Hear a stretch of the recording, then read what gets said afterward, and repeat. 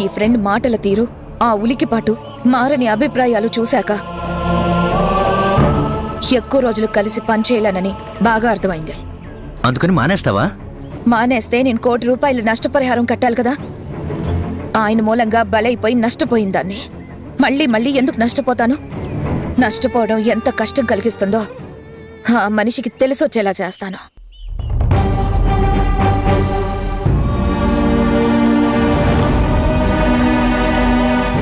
మీ అందరికీ all the best చెప్తున్నాను. New ప్రాజెక్ట్కి మీరిద్దరే మెయిన్. మీరు ఎలాంటి ఈగోలకి పోకుండా బెస్ట్ ఫ్రెండ్స్లా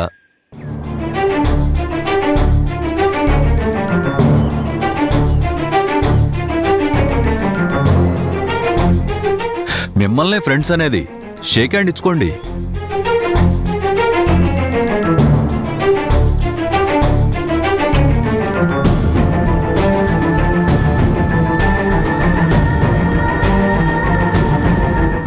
ఇలా కలిసిమెలిసి అగ్రిమెంట్కి న్యాయం చేయండి. పేషెంట్స్కి మేలు చేయండి. మీరు కూడా అభివృద్ధిలోకి రండి. వస్తానమ్మా.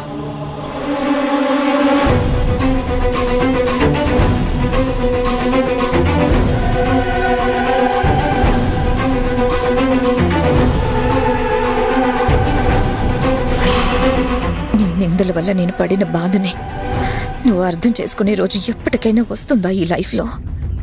నీ నోటితోనే నువ్వే నేను తప్పు చేశా అని ఒక్కసారైనా ఒప్పుకుంటావా నీ లైఫ్లో? వాళ్ళు ఒకళ్ళనొకరు దెప్పి పొడుచుకోవడం తప్ప, విమర్శించుకోవడం తప్ప అసలు ఎందుకు అలా జరిగిందన్న ఆలోచన నాన్నకి కలగడం లేదు, అమ్మకి రావడం లేదు.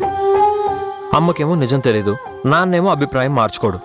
వాళ్ళ వాలకం చూస్తుంటే రోజు ఇలా గొడవపడి గ్యాప్ పెంచుకుంటారే గాని కలుస్తారన్న ఆశ నాకు కలగడం లేదు. అసలు వాళ్లను కలపాలన్న ఆలోచనే తప్పనిపిస్తోంది. మానేయడం మంచిది. మానేస్తే మనం ఒక ఫ్యామిలీలో ఉండడం ఎలా కుదురుతుంది? ఇన్నేళ్ల తర్వాత ఎదురుపడి మాట్లాడుకోవడం ఫస్ట్ టైం కదా. ఎవరి ఆక్రోశాలు ఉక్రోశాలు వాళ్ళకుంటాయి. ఒక్కసారికి ఇలా నిరాశపడితే ఎలా? జయమ్మ చెప్పేది కరెక్ట్. ముందు లోపలున్న బాధంతా బయటపడాలి. అప్పుడే వాళ్లలో ఉన్న కోపాలు కాస్త తగ్గుతాయి. అపార్థాలు అలాగే ఉంటే ఎలా తగ్గుతాయి? బాధ తప్పితే అవి తగ్గుతాయిలే. ఎవరికి వాళ్ళు అగ్రిమెంట్లో నుంచి బయటికి వెళ్ళిపోవాలన్న ఆలోచనలోనే ఉన్నారు కానీ కమిట్ అయ్యాం కదా, కలిసి పని చేయాలని చూడడం లేదు.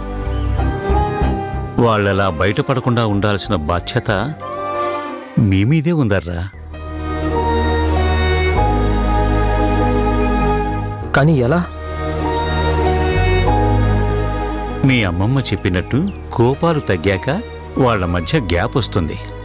ఆ గ్యాపులో నిశ్శబ్దం ఏర్పడుతుంది. ఒకళ్ళనొకళ్ళు పలకరించటం తప్పనిసరి అవుతుంది. అది పని విషయం కావచ్చు, పర్సనల్ అవసరం కావచ్చు. 4 రోజులు గడిస్తే కాస్త ఫ్రీ అవుతారు. అప్పుడు ఇద్దరిలోనూ ఏదో ఒక ఆలోచన కలగచ్చు. ఇంత గట్టిగా నింద అని జనని ఎందుకంటుందో అనే గుణ ఇన్నేళ్లైనా తన ఉద్దేశం ఎందుకు మార్చుకోలేదని జనని ఆలోచిస్తారు. అప్పుడే వాళ్ల మధ్య ప్రశాంతతకు ప్లేస్ వస్తుంది.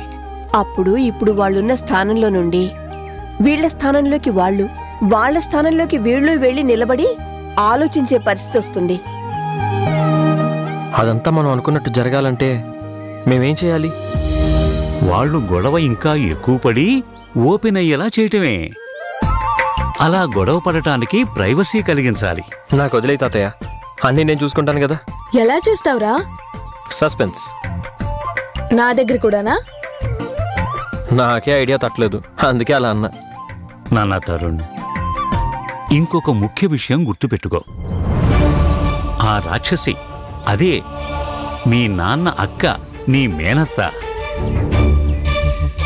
ఎక్కడో దూరంగా ఉంది. ఏం చేస్తుందిలే అని నిర్లక్ష్యం చేయకు. బాగా అలర్ట్గా ఉండాలి. ఏ క్షణమైనా దిగొచ్చు. జాగ్రత్త. క్యారెక్టర్ గురించి క్లియర్గా చెప్పాక ఎలా అజాగ్రత్తగా ఉంటాం? అది దియ్యేలోపే మీ అమ్మా నాన్నల మధ్య ఉన్న అపార్థాలు తొలగిపోయేలా చెయ్యాలి.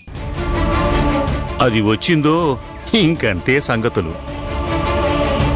నిప్పుల మీద నెయ్యి వేసే రకం.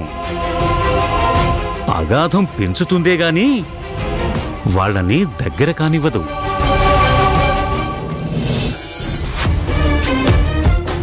హలో మావయ్య.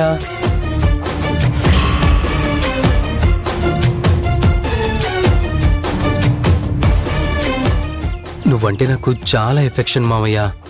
హార్ట్ఫుల్గా చెప్తున్నాను. వరుసకి నాకు మావయ్యవే అయినా నేను తండ్రిలా ఫీల్ అవుతాను. వీడేంటి కొత్తగా మాట్లాడడం మొదలుపెట్టాడు? నేను నీకు దూరంగా ఉండలేక మళ్ళీ వచ్చాను మావయ్య. చూడు ధీరజ్, నీకు నా మీద ఎంత ఎఫెక్షన్ ఉన్నా నా ఫస్ట్ ప్రిఫరెన్స్ తరుణ్కే.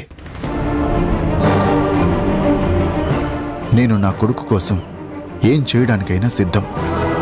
వాడికి నచ్చని పని, వాడికి ఇష్టం లేని ఈ పని నేను చెయ్యను, చెయ్యలేను కూడా. సర్లే మావయ్య, మీ ఇంట్లో మీకే స్వాతంత్రం లేనట్లు అంతా మీ కొడుకు ఇష్టమే అన్నప్పుడు, వాడు ఓకే అన్నప్పుడే నన్ను పిలవండి. నేను వస్తాను మావయ్య. బాయ్. వస్తాను మావయ్య. ధీరజ్, ధీరజ్.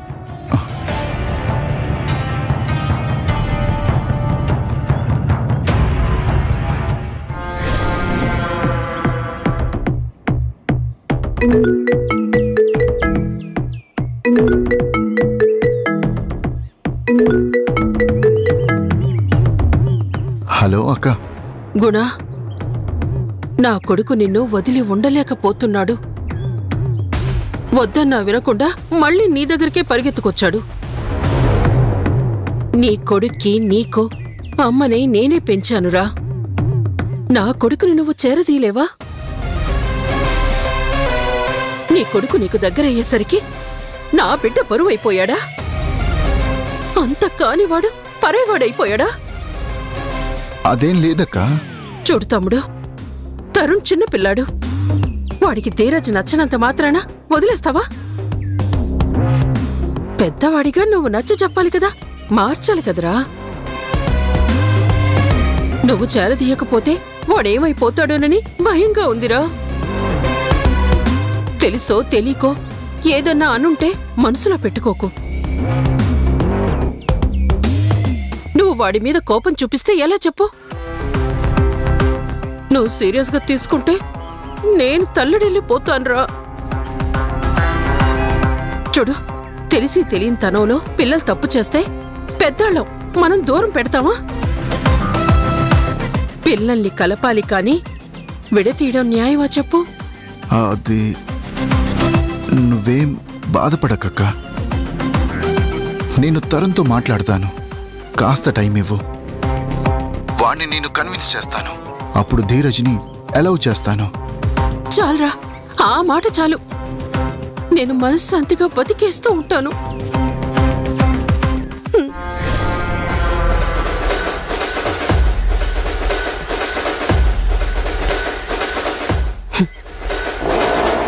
తమ్ముడు, నువ్వు మారతావని తెలియక నీకు ఫ్రీడమ్ ఇచ్చాన్రా.